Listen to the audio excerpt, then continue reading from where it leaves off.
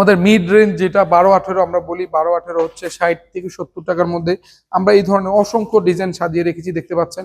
হ্যাঁ, প্রচুর ডিজাইন। 12-18 গুলো কিন্তু অনেক পপুলার। যারা একটু কম বাজেটে টাইলসের কাজগুলো কমপ্লিট করতে চান তারাই মূলত আমাদের কাছে মিড রেঞ্জের টাইলস গুলো খুঁজে থাকেন।